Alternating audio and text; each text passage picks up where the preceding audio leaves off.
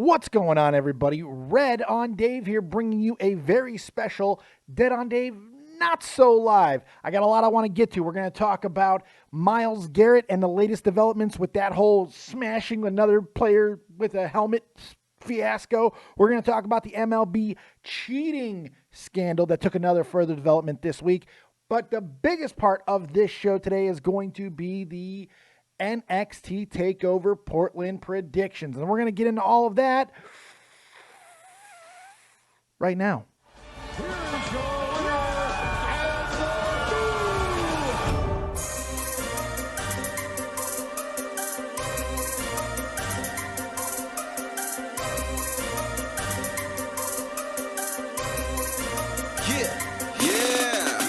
Might be my arrogance, but ain't nobody stopping me. That's how I go when you pay for them shows and you study that pimp biology. Welcome back, Mush Puffs. Copious Lord here. All right, let's jump right into everything because I got a lot that I want to get to.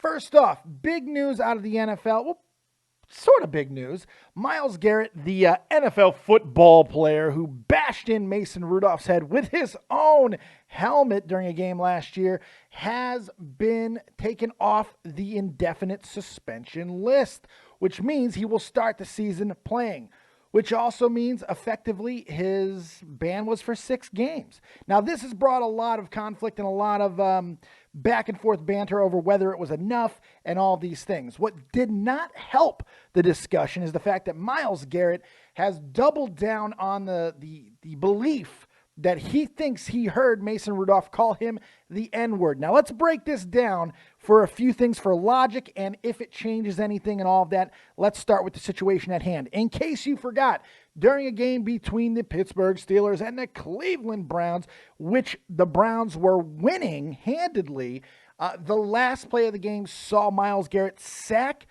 Mason Rudolph, take him to the ground. Mason start going after Myles a little bit in the helmet area, to which Garrett loses his mind completely if he didn't already at this point, considering he did take him to the ground pretty friggin' aggressively in a game. Again, they were winning. Last play of the game. It doesn't really seem to make a lot of sense. Oh, and the Steelers were backed up right against their own end zone. None of this made sense. Anyway, he then proceeded to grab Mason Rudolph's helmet, rip it off of his head, and then smack him right in the dome with it.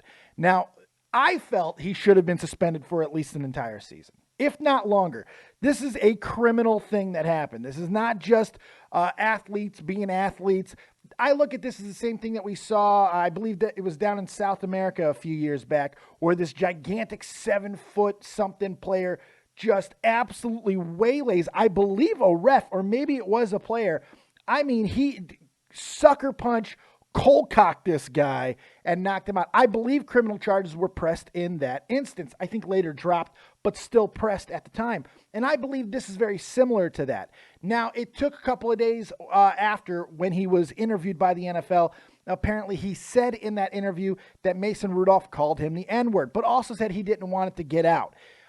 So it got out, of course, because that's what happens in all of these situations. And then he was like, well, I'm just trying to move past it. I never wanted this to get out and blah, blah, blah, blah, blah. Never really taking any culpability for the situation at all. Mason Rudolph from the very get-go has absolutely vehemently denied all these allegations. Because why would he in this situation? It doesn't really seem to make a lot of sense that in a situation like this where he would just call somebody a racial slur. I'm not in his heart. I can't say that he absolutely wouldn't. But here's what we know. Other players who are of African-American descent, are black, have stated they didn't hear shit. They didn't hear anything. Microphones on the field apparently were turned off at the time, but any that were on did not catch anything. It has been investigated. There has been extensive interviews done. Nobody has corroborated the story by Myles Garrett yet. So I'm going to say it's probably bullshit. Do I know 100% that it's not bullshit? No, I don't. But I'm pretty sure, given the circumstances of the entire situation, that it probably is. And it seems like Myles Garrett cannot come to grips with something horrible that he did and is using any shield to make him seem like less of a fucking thug. And I'm sorry, when you take somebody's helmet off and you smack them in the head with it on a televised game in which you are winning, on the last play of said game, that's thuggish behavior. And I can't get past it. And I really don't like the fact that he's going to start the season on the field. I think if the NFL wanted to make any sort of actual resounding impact here, they would at least have him sit the first game of the season, because then it brings the conversation back to the table. He's not on the field, and here's why. Boom. It's really not much more than that. You don't got to suspend him the rest of the season. I'd be okay with that not happening. But the NFL doing what they always do, and this is where I have a problem. They are trying to sweep this so less things are talked about at the beginning of next season. And that bothers me a little bit, because that's what the NFL does. They sweep, and that's it. They don't want to talk. They don't want to have any sort of confrontation. They don't want to have any sort of meaningful, impacting, changing dialogue. And that's a big problem when you have something on the field that could have killed this guy. I want to reiterate that fact. This could have killed Mason Rudolph. When a 300-plus pound super athlete, and Myles Garrett is an amazing athlete, wields a solid helmet designed not to break, designed to impact, take big forces, and you hit another guy who is now unprotected in the head, that could kill him. And that's important, and it needs to be addressed. And I don't feel, especially with Myles Garrett's latest denials, or at least deflection of wrongdoing, that it's really been appropriately addressed. And that's my opinion on that. I'm sure a lot of people are going to disagree, but go ahead and please take it down to the comment section and let me know what you believe. Is 6 games ultimately enough? Has Myles Garrett showed any actual contrition or remorse in this situation? And let's just play devil's advocate. If Mason Rudolph did utter the slur, which, by the way, once again, no evidence of, through recordings, other interviews, and other players who are also black who would probably not be coming to his defense if he did say this, none of it has yielded any results. Would it change anything for you? And should there still be something significant happening when a player bashes another player who is unprotected with a deadly weapon? I want to know what your guys' thoughts on that. Let me get off my soapbox. Moving on, because you know what? One big preaching segment isn't enough. We're going for 2, because I am a little bit pissed off about something else that happened this week in the sporting world. We're going to move over to the Major League Baseball, where a big scandal has broken over the past couple of months with the Houston Astros as well as the Boston Red Sox. But who really cares about them, because they didn't win a World Series right with this whole situation. So it doesn't really matter with them as much, because they didn't win. And situations matter. Situations dictate. So that's why it's more important with Houston. They won. They won. And when you win, it makes things a little bit more important when people find out that you're cheating. And that's what happened with the Houston Astros. They cheated. There's no question about it. There's been admission about this. They cheated. Now, there's been some pushback as to what extent, and we're going to talk about that as well. So if you don't know, the Houston Astros won the World Series in 2017, and during that season, it has been broken under some really cool circumstances with the internet, and I would highly recommend you guys checking it out. A guy on the internet just watching the game actually broke this story first. He saw and heard banging going on that was giving players the signs of what pitch was coming. There was banging going on, and he posted this to social media, which started everybody, Jeff Passan, a whole bunch of other really good journalists on this trail and breaking the story ultimately. But it started with that, with just a guy on the internet, which I thought was actually pretty cool, being broken on Twitter. So this would extend into more technological advancements as cameras being placed, zooming into dugouts, zooming into the catcher's area to see what signs, thus giving information to the hitters of what pitch was coming, which is a huge advantage. I don't think there's any doubt that knowing what pitch is coming from these elite pitchers is going to give you a major advantage in any given game. I don't think there's any doubt on that at this point, unless you're the Houston Astros owner, who has now this week finally addressing things, stating that he does not feel that any advantage was really given to his team, but yet he apologizes anyway. My first question is, why are you apologizing? If you don't feel it gave you any advantage, what are you apologizing for? Because you broke a rule that didn't really impact the game? Doesn't make a lot of sense. So you're either full of shit and lying, which these owners typically are, or you just have no moral compass at all. Or you're protecting something bigger, which I do believe is probably happening. Because if you don't know, there is deeper conspiracies. And to this point, no admission yet. And Major League Baseball is saying they didn't find anything to corroborate this. But there are an awful lot of pictures and there are an awful lot of circumstances that will lead us to believe, including Jose Altuve in this shot, famously protecting his jersey. Now, there has been pictures zooming in, showing possible lights or buzzer or something underneath his jersey, right on his shoulder, which they were using, allegedly, to get the signals into the hitters even more quickly. Now, what happened here in this picture? Altuve hit a walk-off home run against Aroldis Chapman of the New York Yankees, thus propelling the Astros to a very important victory. Now, when that happened, he came around home, and when you do a walk-off, when you hit a walk-off home run, players mob you and all kinds of stuff happens. Typically, jerseys go flying off, you get pie-faced, all kinds of stuff. Well, in this, as Altuve was rounding, he grabbed his jersey and told his teammates, "Don't touch my jersey! Don't touch my jersey." And then he ran into the dugout, changed clothes, and then came back out for post-game interviews. Very suspicious behavior. I'm sorry. It doesn't prove anything without a shadow of a doubt, but with all the other things that have come out, using technology, going as far as banging on trash cans and all these type of things that did get phased out, and I wonder why. Maybe because it was replaced with buzzers. Maybe I'm being crazy there. But I have to believe that there might be something there. There's a lot of smoke, and whether there's this much smoke, there's probably fire. Can't prove it 100%, but I think it's probably true. And it does make sense to me that Major League Baseball would kind of bury that part of the rationale.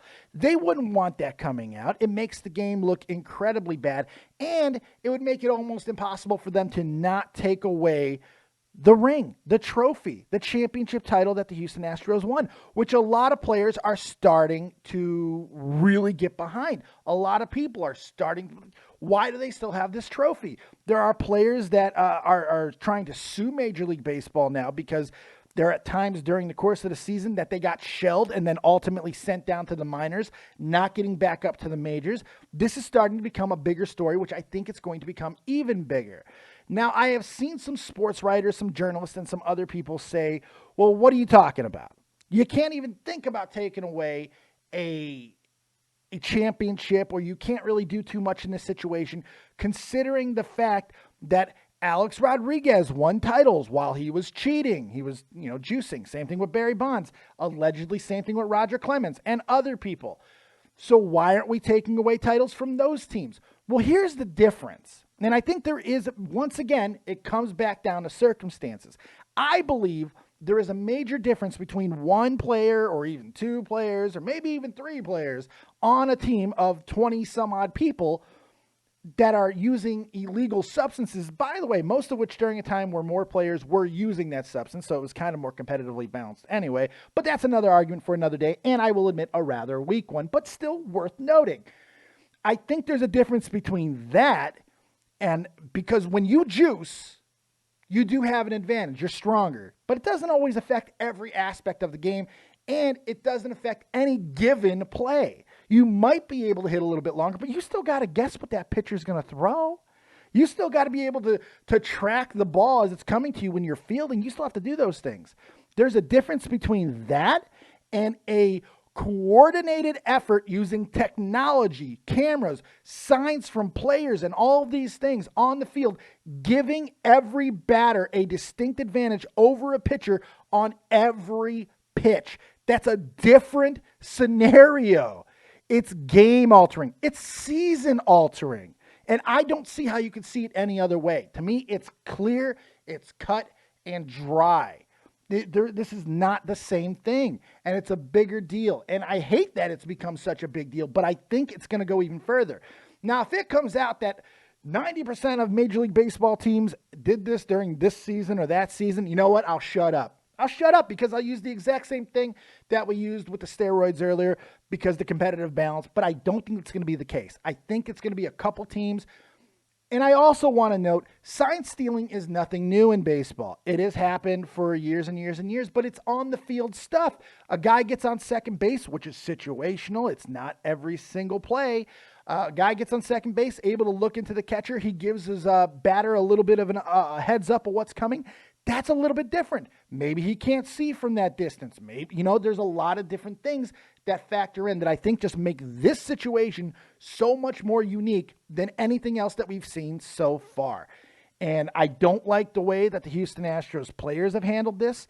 I don't like the way that the management has handled this, even though, yes, the GM and the manager have both been fired. It still doesn't sit 100% right with me. There's still something wrong. And honestly, if you're asking, well, what do you want? I don't know. I guess I want a little bit more contrition. I think I want a little bit more transparency. I think I want a little bit more, acknowledgement of what actually happened. Because this can't happen again. Baseball has suffered too many issues in the past. Well, let's go back even 25 years, almost 30 years now to the strike. Baseball can't have these type of things because when the consumer base, when the fans start questioning the integrity of the game, they tune out. When they start thinking other things are more important than the game, they tune out. And baseball can't have that right now, especially with the competitiveness in the market of sports. You just can't have it. And for the integrity of the game, something more major needs to be done. And it's a big problem for me. And I don't think Rob Manfred got this right. I think he's a great commissioner. I don't think he got this right. To me, he looks like a guy who's working for the owners, which is what he's doing. He does work for the owners. But your most important thing that you're supposed to do when you're a commissioner of any sport is protect the integrity of the game. That is your number one job. Some would argue it's your only damn job. Protect the integrity of the game. And I'm sorry, Rob Manfred, you did not do it in this case. Rant over. Let's move on to what most of you guys are here for, shall we? All right, let's move on to what I know you guys, most of you are going to be clicking on this video for, and that is NXT TakeOver Portland predictions for tonight. And I want to make note of this as well. I will be live tonight at, we'll call it 7 p.m. Eastern Standard Time. A little bit later for me here in Germany, but that's okay. 7 p.m. Eastern Standard Time right here live on YouTube, NXT full live reaction show. Come hang out with me. We're going to have a good time. I think you guys are going to enjoy it. We always have fun with this, and I'm glad to be bringing this back. I'm motivated to talk about wrestling again.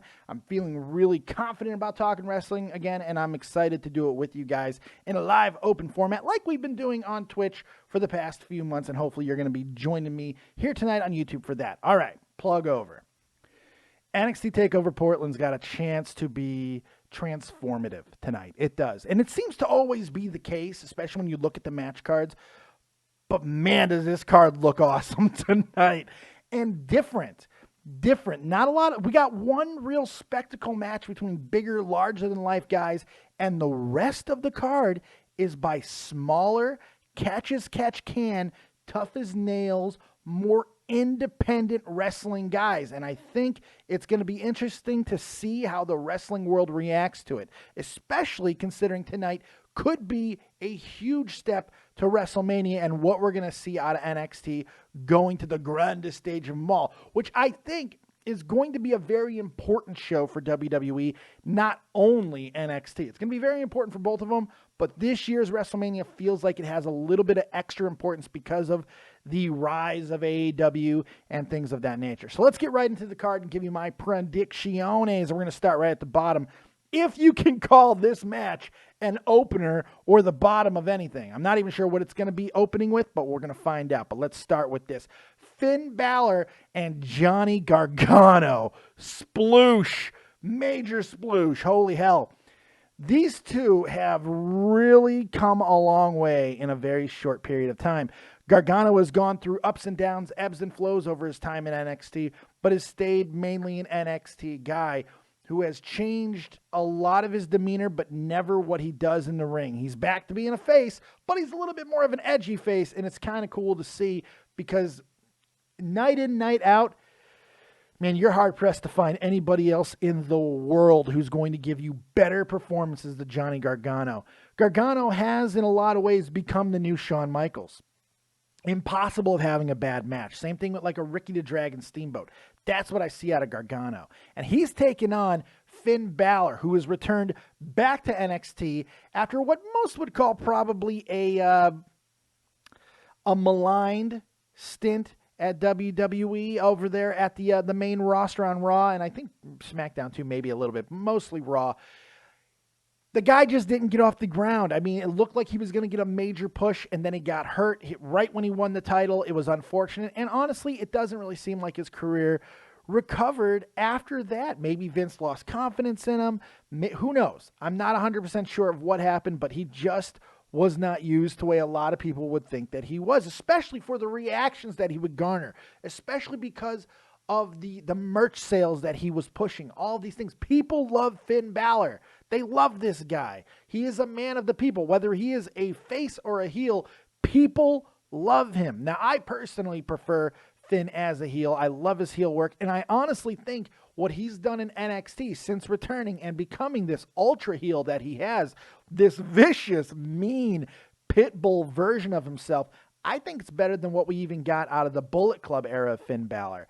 And his wrestling is incredibly tight at the moment. He's just so much more vicious when he's a heel, and he's able to bring so much intensity to his matches. These two are going to tear this damn house down tonight. They're going to tear it down. And this is going to be the problem. There's no cooler on this card tonight. None. Even with two women's matches. No cooler. It's going to be very interesting to see how they balance this card, because it's going to feel like, I mean, I don't mean to say this dismissively of WWE, but it might feel like a New Japan card, or even a Ring of Honor card at times, where it's just super match, super match, super match, super match. It's going to be breathtaking, or at least it has the possibility. So, prediction, I'm going to go with Finn Balor, but not by a lot. Gargano has been winning a lot lately, which is not typically the norm for him. I don't think a loss typically, or in this case, will hurt either Gargano or Balor like it would maybe in some other instances. We'll see how that goes, but I'm going to go with Balor. I think a win here kind of propels him more, especially because I think there's more things going on the rest of the night, and this sets up a little bit of a bigger payoff for WrestleMania potentially, but we'll get to the reasons why a little bit later. Let's move to the next match on the card, the street fight, which might be the closest thing that we have to a cooler on this card. Dakota Kai, Tegan Nox. Love Tegan Nox, the shiniest wizard and all that type of stuff. She's fantastic. Just a great wrestler. Just fantastic women's performer. Performer regardless of gender. Dakota Kai, I love her transformation and this descent into darkness that she has taken over the past few months. She's been exceptionally fun to watch. Captivating. I mean, coming from her colorful, Gage-like performances in the past, where she was just this bubbly Team Kick member, to this ruthless, mean, vicious bitch, has been just extraordinary to watch. It really has. To borrow a phrase from Finn Balor, it's been great. These two have had a nice feud that's gone back and forth for a while now. It's going to be very, very interesting to see how they go with this. I'm going to go with Tegan Nox getting the win. She hasn't really done much against Dakota Kai. This is another situation where I don't think a loss really hurts either person in this case, so it's not a big deal. But Tegan probably gets the win here, if for no other reason to kind of balance out the card of highs and lows, pops and boos and all that type of stuff. I'm going to give the win to Tegan Nox, but street fights are usually a place where heels can get these wins. So it wouldn't shock me if Dakota Kai wins, but I'm going to go with Tegan Nox just because I think she kind of needs this victory a little bit more, because Dakota Kai has really gotten the better of Tegan Nox. So we'll see how it goes, but I'm going with Tegan Nox. Oh boy, does it get exciting when we talk about tag team wrestling in NXT. I don't feel that way about anywhere else. I don't even feel that way about it in AEW. I don't feel, well, maybe in New Japan at times. Certainly not on the main roster in WWE.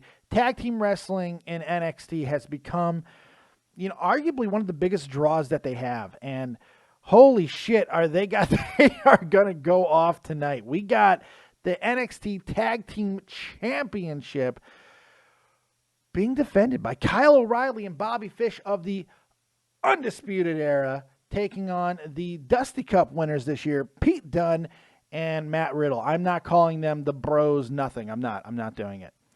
This match is going to be spectacular. I think that there might be a turn at some point. I'm not sure. Dunn or Riddle potentially making a big heel turn. I just get a feeling that's going to happen. They've had so much niceties between these two. They could become the tag team champions. I think even it's possible if something happens and we still get a turn at some point, but I'm not sure if it'll happen during the same event because it's a little bit weird. But so from a logic standpoint of the night, this seems like a perfect time to take all the gold, since you already took one belt off of the Undisputed Era, take all the gold off of the Undisputed Era. It makes perfect sense to do it. Get new tag team champions, get a new world champion. We'll talk about that in a moment. Pete Dunne and Matt Riddle certainly have the fan support. They're incredible wrestlers. It makes perfect sense. They just won the Dusty Cup. But that's why I think that there might be some sort of swerve that we may not be anticipating. Because of all of that, it makes so much sense. It's wrapped in such a pretty bow. And when wrestling's at its best, it's when that bow gets ripped apart right as we're opening the present. And I think that could be what happens tonight. It's very, very possible. Hey, yeah, baby. Now, typically I would edit that out, but whimsical sneezes mean good luck for everybody. Let's get you to the prediction. I'm going to predict. I'm going to be bold. Let's be bold here. The logic says Pete Dunne and Matt Riddle win, but I'm going to be bold. Here's my bold prediction of the night. Dead on Dave's bold prediction of the night. Pete Dunne and Matt Riddle, someone will turn on the other. I'm going to say Matt Riddle turns. Pete Dunne, we've seen the turn with him. It's a little bit more obvious, but I think Matt Riddle turns, maybe even becomes a member of the Undisputed Era. How about that? And Kyle O'Reilly and Bobby Fish, who, by the way, is 43 goddamn years old. What? Jesus, Bobby Fish. Market your blood and give it to everybody because something's going on with you. Holy Lord. Fantastic story there out of Bobby Fish. I would check that out if you don't know Bobby Fish's story. 43 and still exceptional. Still coming off that knee injury, too, by the way. I think they're going to retain, but mainly because Riddle will turn on Dunne. And that's how this story will end. Then we get a big feud between Dunne and Riddle. Kyle O'Reilly and Bobby Fish can then put over a major tag team at the WrestleMania weekend. It just makes a lot of sense to me. I think the whole thing. And they could still have a title in the Undisputed Era. Why am I saying that? We'll find out in just a moment. To kind of carry that group forward for a little while longer, because I don't think they're leaving NXT. And if they do, it's going to be, they could do everything on the same weekend at WrestleMania. But again, different topic for a different show. So give me Kyle O'Reilly and Bobby Fish retaining. Let's move on to the North American Championship. And for some people, this could be a match of the night candidate, maybe even match of the year candidate. But this is the big spectacle match of the night. You got the champion Keith Lee, bask in his glory, and Dominik Dijakovic. Feast your eyes. Oh, these two have had some clashes, and every time they do something spectacular. None of their matches have been overly long or crazy or even what I would call epic, but they all had spots which I feel we're going to see replicated in this match, which should be the biggest and best of their rivalry. Keith Lee is going to win this match, which is unfortunate for Dominik because, I mean, a loss here does feel like a step down for him, but you can't, unless Keith Lee's just going to the main roster. That's possible too. I do not want to overstay or overlook that for a moment. It's possible that maybe Keith Lee's already done in NXT. He had a fantastic showing, even though it was short. He had a great showing at the Royal Rumble. He had a great showing at the Survivor Series. WWE would be very smart to get him on the roster now and build him to WrestleMania. The problem with that is, what are they going to have him do? Maybe they go the little bit away that they showed between him and Braun Strowman. Keith Lee would be a great opponent for Braun Strowman for a title. That would work. Maybe they bring him to Raw and they got to take that belt off Andrade. Apparently there's rumors that Andrade will be dropping that belt shortly after returning from his wellness policy suspension. So maybe Keith Lee goes into WrestleMania as the United States champion. There are possibilities, but short-term booking does not typically bode well for guys who are coming up from NXT. So maybe that's not the best way to go, but it certainly is a possibility. But keeping the belt on him and allowing him to take on all kinds of different challengers is certainly not a bad idea either. So I think they got a lot of options, but I'm going to go with Keith Lee. As long as he's not getting called up, he should win this match. But again, see, man, I'm split. I might push. I don't know. Because a win by Dijakovic propels him.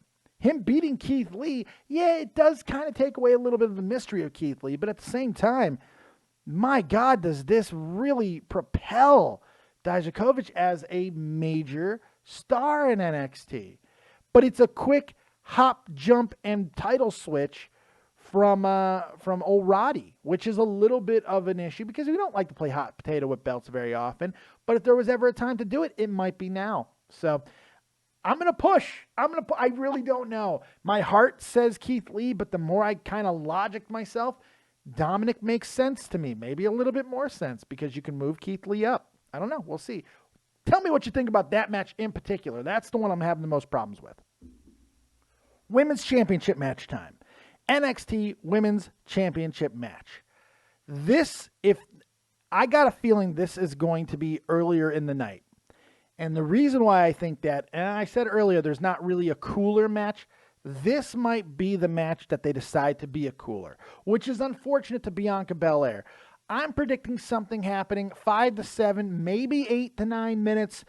Bianca Belair having a fantastic showing against the champion Rhea Ripley. I think they're going to highlight Bianca. I think they're going to give her some real big props, but I don't see her winning. And the biggest thing to me is they need to build Charlotte and Rhea Ripley.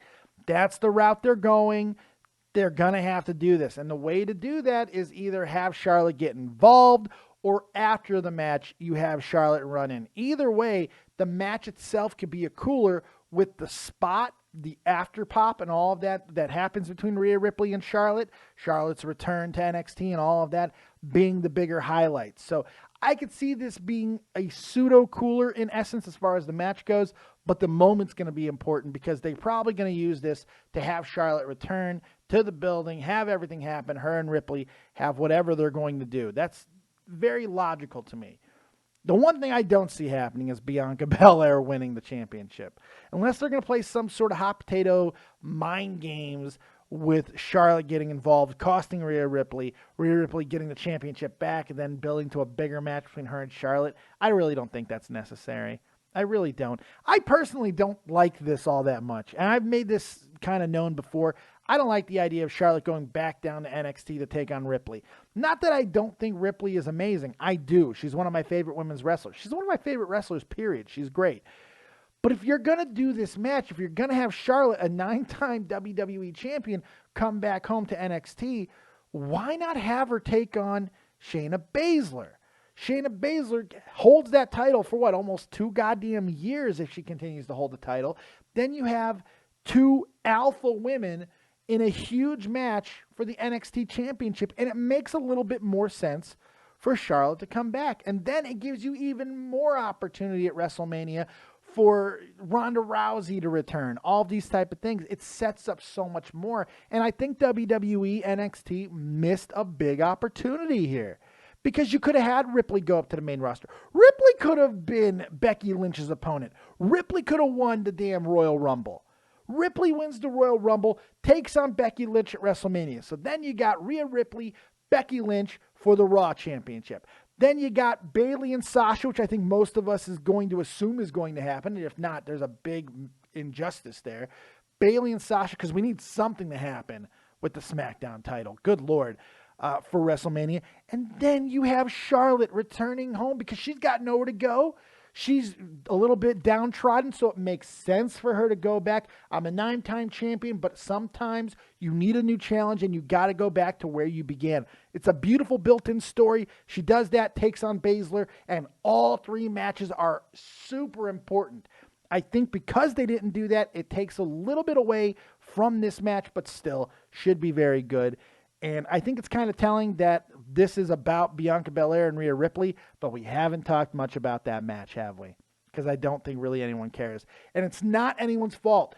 Bianca Belair is just not there yet. But I have really become a fan of hers. I have. She's impressing me. I'm still not totally there. I don't know what it is. There's something lacking.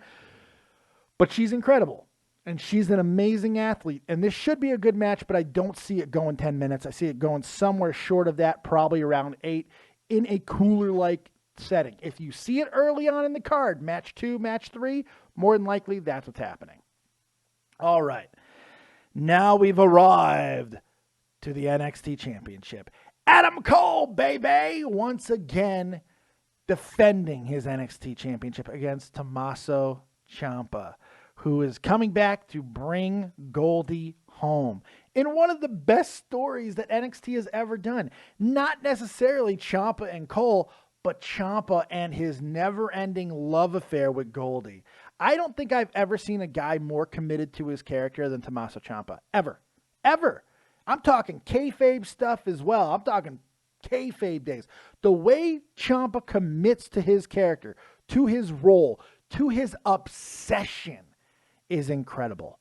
It really, really, really is. When he is in the ring, even when he's allied with Adam Cole, like he was at Survivor Series, he doesn't take his eye off Goldie. There's something beautiful about that. It makes the belt seem like a person. And that's a wonderful thing, a living entity. We don't always get that with championships, but we do with Tommaso Ciampa because that's what he brings to the table. Adam Cole has been one of, I'd say, the best champion that NXT has had. The best NXT champion ever. I think it's Adam Cole and what Undisputed Era has been able to do. I think the time is up. Now, I think this works out a little bit too perfectly here. Adam Cole drops the title tonight. You keep the Undisputed Era down there. Cole now has to chase again. You can definitely get another match out of Cole and Ciampa because they haven't had too much with them in the past. So this kind of works out well. So you could have a WrestleMania weekend that focuses on Ciampa and Cole too, because you don't have to build anyone else. Maybe even a triple threat with the Velveteen Dream, which works because he has relationships with both of these guys as well. A lot of makes sense, especially because Velveteen Dream is going to be having a little feud with Roddy first. I think this works out. Roderick Strong and him are going to have a little feud. He gets past Roddy. He interjects himself into the title picture, and we have a triple threat at WrestleMania weekend between Adam Cole, Velveteen Dream, and Tommaso Ciampa. I think ultimately putting the belt on Velveteen Dream. That's what I see happening. I think it makes a lot of sense, but it has to start with the NXT Championship changing hands tonight. Goldie comes home. Goldie comes home. That's what I believe is going to happen, and we'll see if it does. What do you guys think of my predictions? Let me know down below in the comments section below, because I'm excited to hear what you guys think. We got one more segment, though. We're not done yet. All right? You ready for this? A little bit of weird news. Funny news. Perplexing news, even, for some. This should be fun. Like I said, and finally, the final news story of the day. One that I just find too interesting and compelling not to at least mention. And this is for my brothers over at Soul Crushing Radio, the now defunct Soul Crushing Radio. And I'm hoping one day they will return again, because nobody tackled weird and soul-crushing, strange news quite like they were able to. So this is for you, my brothers. One United Bank, a 100% black-owned bank, has released this as their new debit card. That's Harriet Tubman, in case you don't know. Read a book, motherfuckers. But what is she doing? To me, and to most people, I think, she's given the Wakanda salute, which is funny because Wakanda is fiction and from the MCU universe. Yes, the Marvel Cinematic Universe. The internet has taken this and gone wild with it.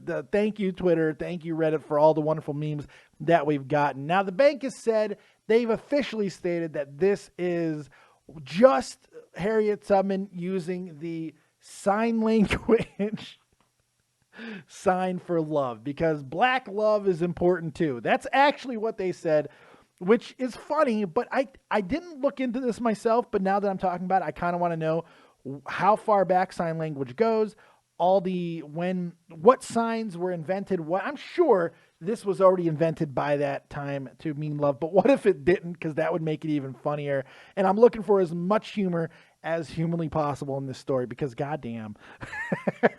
Like I get it, it's great and everything. Harriet Tubman should be. I believe Harriet Tubman should probably be on a bill of some kind, like Obama wanted to try and do. I do believe that. A very important person in history, a freedom fighter, no question about it. But this is fucking hilarious, and there's no way that we cannot at least look at this for a second. And I would get this debit card. I want it for myself, because Wakanda forever. And that's all I got. Let me know what you guys think of the entire show. I love this new format. I hope you guys do too. It was a lot of fun to do. And remember, tonight, 7 p.m. Eastern Standard Time, right here on YouTube, we will be doing a full live reaction show to NXT TakeOver Portland. And then directly after that, depending how I feel, we're going to do an after party over on Twitch, wrapping up, reviewing all of that stuff. Gonna be a great night. I'm very much looking forward to it, and I hope you are too.